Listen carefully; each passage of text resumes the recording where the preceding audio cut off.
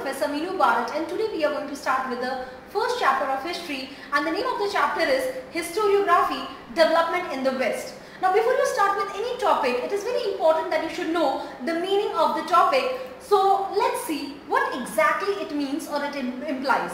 Now when I say historiography, historiography का मतलब होता है जब आप हिस्ट्री को स्टडी करके so that is historiography, and the second part says development in the West. यहाँ पर हम देखेंगे कि किस तरह से historiography का development हुआ in the western part of the world, that is the European country.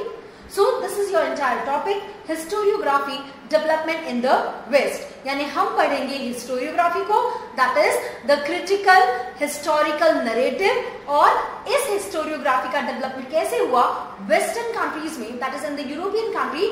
This is what we are exactly going to study. So let's start with the chapter. Now the entire chapter, students, is divided into 5 modules. Module यानी 5 part में पूरा chapter हमने divide कर दिया है. So we will start with the first part, and in this part we will focus only on the introduction. So let's start with the introduction. सबसे पहले history का मतलब क्या होता है?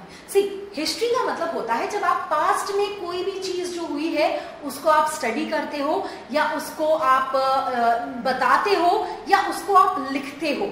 So that is history. तो हिस्ट्री में कोई भी पास्ट इवेंट या कोई भी इंसान, जब कोई भी पर्सन और एनीथिंग जब आप उसको बताते हो, दैट इज हिस्ट्री. अब आप हिस्ट्री लिखते हो, आप हिस्ट्री पढ़ते हो, और आप हिस्ट्री पर रिसर्च करते हो. ये 3 चीजें आप कर सकते हो. तो आप हिस्ट्री को लिख सकते हो, you can write history, you can study history, plus you can also conduct research in history. लेकिन ये तीनों चीजें हम क्यों करते हैं? इसका मेन ऑब्जेक्टिव होता है to understand the chronology of the past events. अब क्रोनोलॉजी का मतलब क्या होता है? क्रोनोलॉजी का मतलब होता है सीक्वेंस.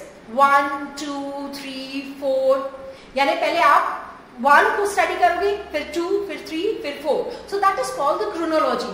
तो जब आप हिस्ट्री लिखते हो या पढ़ते हो या उस पर रिसर्च करते हो, उसका एक ही ऑब्जेक्टिव होता है, and the objective is to understand the chronology of the events that took place in the past. यानी पास्ट में जो भी हुआ था उसकी क्रोनोलॉजी क्या है, पहले क्या हुआ, उसके बाद क्या हुआ, उसके बाद क्या हुआ.